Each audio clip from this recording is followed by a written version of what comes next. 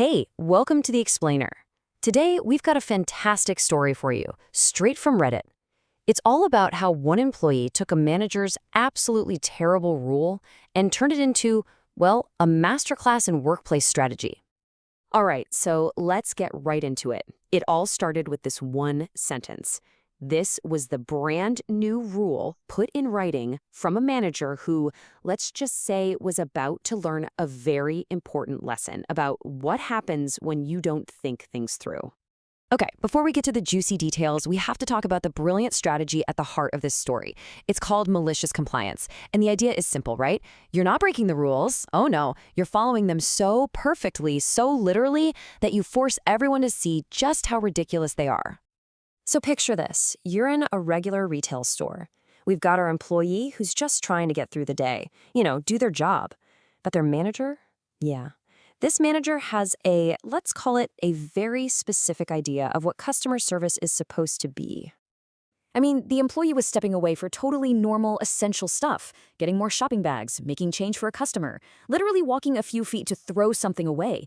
The basics. But for some reason, the manager saw this as a huge problem. And their solution was to implement that one single, very, very specific rule we just talked about. So what does our employee do? Do they argue? Do they complain to HR? Nope. They decide to do exactly what the manager asked. They decide to comply, maliciously. And boy, do they document it. Every single time.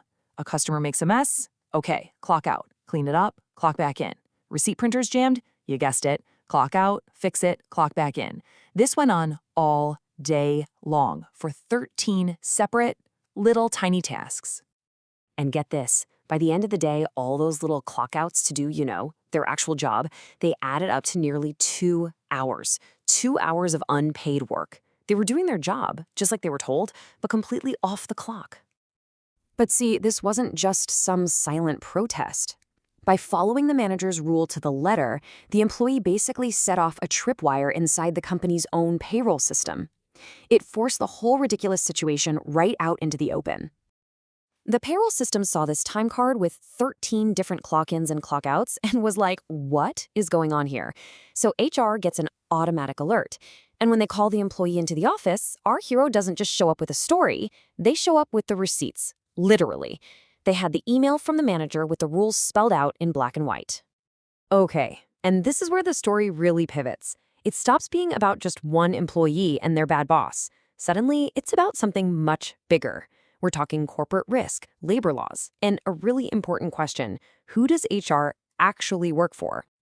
So you might be thinking, great, HR is here to save the day for the employee. And, well, yes and no.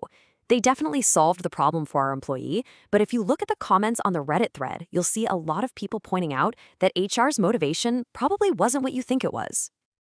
Yeah, as a ton of people in the comments said, and it's a tough pill to swallow sometimes, HR's primary function isn't really to protect you, the employee. It's to protect the company. Their whole job is to stop the company from getting sued. And that's exactly what happened here. When HR looked at this situation, what they saw wasn't just an employee being treated badly. What they saw was a giant flashing red light. They saw a manager who was creating a huge legal risk that could cost the company a ton of money. Because what that manager ordered the employee to do isn't just a bad idea. It's illegal. It has a name, wage theft, and it's a massive violation of labor laws. The craziest part? The manager put it all in an email, basically handing the employee a winning lottery ticket for a lawsuit. Think about the potential fallout for the company. We're talking lawsuits for all that unpaid time, big fines from the government. I mean, what if the employee got hurt while they were technically off the clock? It'd be a legal nightmare.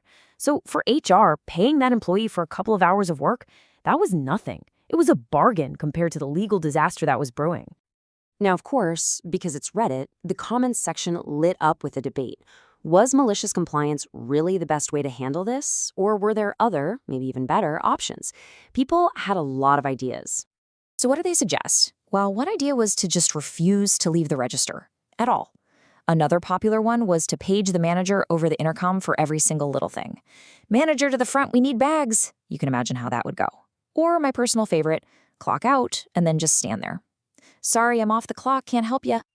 And look, those other ways sound fun for sure, but here's why what the employee actually did was so brilliant. By just following the rule, they couldn't be accused of being difficult or insubordinate. They created a perfect official paper trail on their time card that nobody could argue with. And the best part? They didn't even have to go to HR themselves. The system did it for them, forcing the issue into the spotlight. This one Reddit user really summed it up perfectly. The employee won.